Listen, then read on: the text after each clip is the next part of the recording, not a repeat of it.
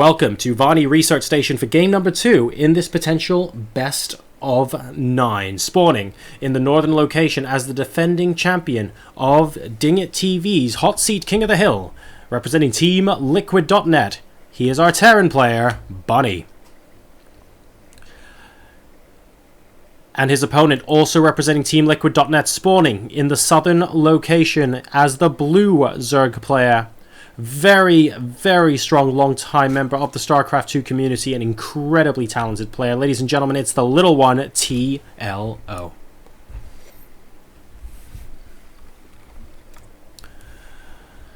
Alrighty. So TLO currently one game up. Pretty solid job in game number 1, I have to say. I don't think Bunny was expecting the earlier game aggression from TLO. He just got beat back into his main base, and it became a struggle to take his natural, became a struggle to take his third, became a struggle to take his fourth. There was no amazing late game tech from TLO. We started with 2 base muta, but went immediately into small numbers of mutalisks and baneling Zergling aggression, and it was able to basically blast a hole in Liquid Bunny's defense there. Bunny was just not able to hold his natural expansion, and TLO continued building on the momentum for basically 10 to 15 in-game minutes there. Just really, really solid play coming out from him, able to clench game number 1. Game number 2, though, could be a little bit of a different story on Varney. We have this in-base natural, as you can see, by ground. It is not possible to get here. This is a big, big target for Medivacs, a big, big target for Banshees, and over here, of course, the Terran equivalent is a big, big target for Mutalisks.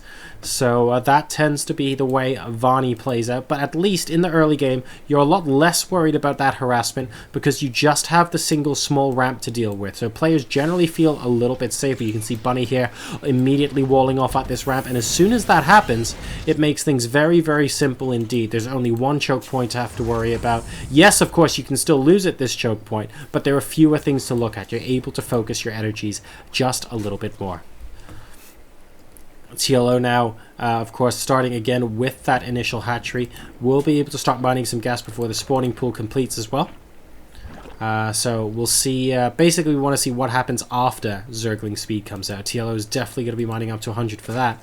But beyond that, where are we going with this? Could we be seeing Mutalisks again? Could we be seeing some sort of straight roach for potential baneling bust? It's always possible. Are we going to see Zergling aggression early on, which I probably wouldn't recommend against this narrow ramp here?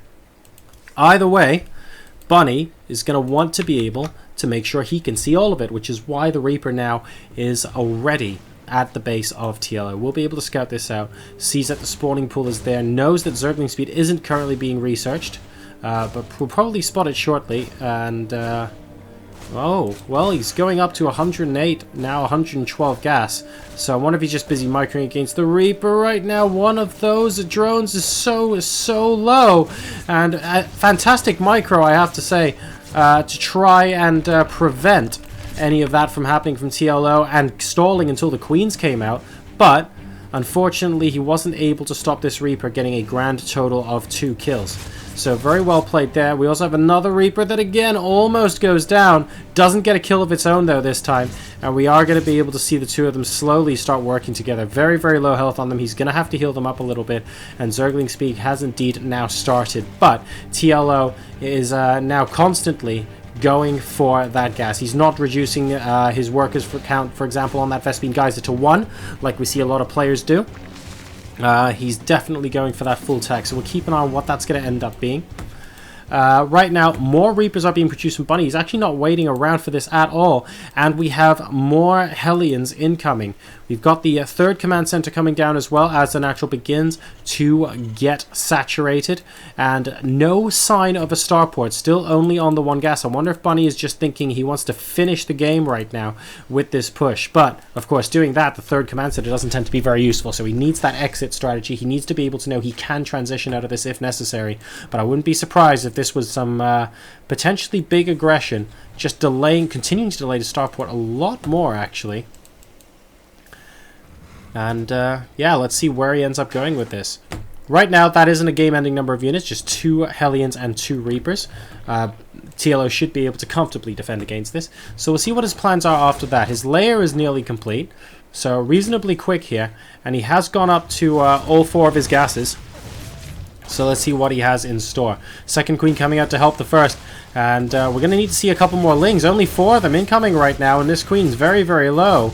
TLO has to be so careful, and more, and ooh, I don't know. I mean, the Spire is starting now, but the pressure really is incoming right this minute. And if these queens go down, it looks like that first queen is going to go down. The second one is on such low health that I don't really know what can be done about it. And that could just mean that this natural expansion, Bunny could be repaying the favor that TLO in game number 1, I think he is, the natural, is now wide open. Holding out for that Spire didn't seem to do him any good at all, and oh my goodness, he surrounds the units, but at what cost? So many of these drones are going down, and the Reapers in the meantime are having an absolute field day. 16 workers killed and counting. This is not the kind of game TLO envisaged himself happening. This is the 8-minute mark right now, and he is down to 30 workers as a Zerg versus 40 workers plus triple mule from Liquid Bunny. This is not going well for him at all. And a bunker is going down for Bunny. He knows that TLO's potential best shot at trying to stop this right now is some sort of counter-attack that has to be very, very quick indeed. No, he's actually saying GG, so that's going to be it, ladies and gentlemen. Liquid Bunny is going to be winning game number 2, and he's going to tie up the series here 1-1.